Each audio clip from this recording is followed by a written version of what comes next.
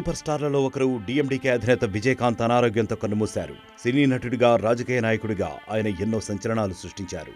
అయితే జీవితంలో ఆయన సాధించిన విజయం వెనుక ఎంతో కృషి, పట్టుదల ఉంది.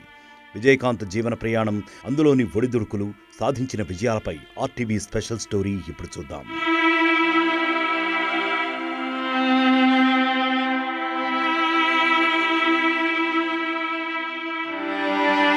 1952 ఆగస్టు 25న తమిళనాడులోని మదురై జిల్లా తిరుమంగళం గ్రామంలో జన్మించారు విజయకాంత్. ఆయన అసలు పేరు నారాయణ్ విజయరాజ్ అళగర్ స్వామి. తల్లిదండ్రులు అళగర్ స్వామి, ఆండాళ్. చిన్నతనం నుంచే సినిమాలంటే పిచ్చి ప్రేమ ఉండేది విజయకాంత్కు. ఆయన అభిమాన హీరో ఎంజీఆర్ నటించిన అనుదిట్టు పిళ్ళై సినిమాను 70 సార్లు చూసిన విజయకాంత్ తాను కూడా నటుడు కావాలని కలలు కన్నారు. సినీ ప్రయత్నాల్లో చెన్నై చేరిన విజయరాజ్ అవకాశాల కోసం స్టూడియోల చుట్టూ తిరిగారు. సినీ కష్టాలను అనుభవించారు.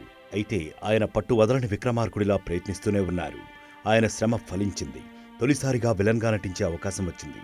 ఇనుక్కుం ఓహోలా అనే సినిమాలో నటించారు. ఈ సినిమాతోనే విజయరాజ్ విజయకాంత్గా మారారు. అయితే ఈ సినిమా ఆశించిన విజయం సాధించకపోవడంతో విజయకాంత్కు మళ్లీ అవకాశాలు రాలేదు. దీంతో ఆయనను అందరూ ఐరన్ లెగ్ అని పిలిచేవారట.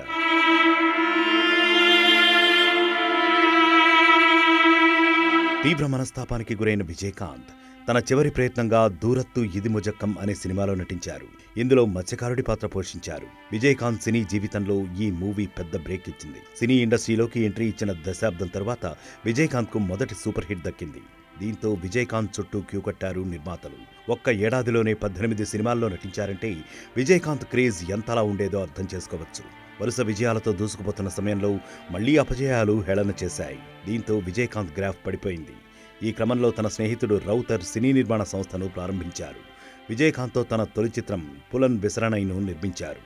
ఆ తరువాత అదే బ్యానర్లో కెప్టెన్ ప్రభాకర్ సినిమాతో విజయకాంత్ సూపర్ స్టార్గా మారారు.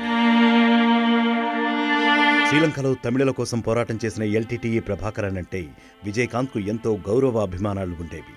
తన కుమారుడికి విజయ ప్రభాకరన్ అని పేరు కూడా పెట్టుకున్నారు. ఈలం యుద్ధ సమయంలో తమిళనాడు వ్యాప్తంగా నిరాహార దీక్షలు కూడా చేశారు. ఈ నిరసన కార్యక్రమాల్లో తమిళ్ సూపర్ స్టార్ కమల్ హాసన్ కూడా పాల్గొన్నారు. మరోవైపు 10 మందికి సహాయం చేయాలనే గుణం విజయకాంత్లో చిన్నతనం నుంచే ఉండేది. తన స్వగ్రామంలో తిరుమంగళంలో ఎవరికి ఏ సమస్య వచ్చినా విజయకాంత్ వద్దకే వెళ్లేవారు. కోలీవుడ్లో అగ్ర హీరోగా పేరు వచ్చిన తర్వాత కూడా తన సహాయ సేవా కార్యక్రమాలను కొనసాగించారు విజయకాంత్. పేదల కోసం ఆసుపత్రులు నిర్మించి ఉచిత వైద్యం అందించారు. విజయకాంత్లోని ఈ సేవాగుణమే ఆయన సినీ జీవితాన్ని రాజకీయాల వైపు మలుపు తిప్పింది. 2005లో పొలిటికల్ ఎంట్రీ ఇచ్చారు విజయకాంత్. తన స్వస్థలం మదురైలో కొత్త రాజకీయ పార్టీకి పునాది వేశారు.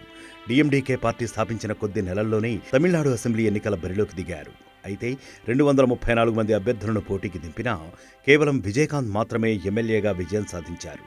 ఆ తర్వాత 2011 ఎన్నికల్లో 21 సీట్లు గెలుచుకోవడంతో పాటు మిత్రపక్షమైన అన్నాడీఎంకేను అధికారపీఠం ఎక్కించడంలో కీలక పాత్ర పోషించారు విజయకాంత్. అయితే డిఎండికే మద్దతుతో ప్రభుత్వాన్ని ఏర్పాటు చేసిన అన్నాడీఎంకే విజయకాంత్ను పక్కకు నెట్టింది. అసెంబ్లీలో రచ్చ జరగడంతో విజయకాంత్ సభ నుంచి వెళ్లిపోయారు. ఈ ఘటన తర్వాత విజయకాంత్ రాజకీయ ప్రస్థానం దిగజారింది. తమిళ రాజకీయాలంటే అందరికీ గుర్తుకు వచ్చేది దివంగత నేతలు కరుణానిధి, జయలలిత. వీరిద్దరే తమిళ రాజకీయాలను దశాబ్దాల పాటు శాసించారు.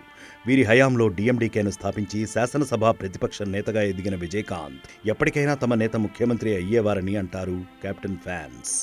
అయితే ఆయన ఆరోగ్యం క్షీణించడంతో రాజకీయాలకు పూర్తిగా దూరమయ్యారు. కెప్టెన్గా అభిమానుల గుండెల్లో నిలిచిన విజయకాంత్ అనారోగ్యంతో కన్నుమూశారు.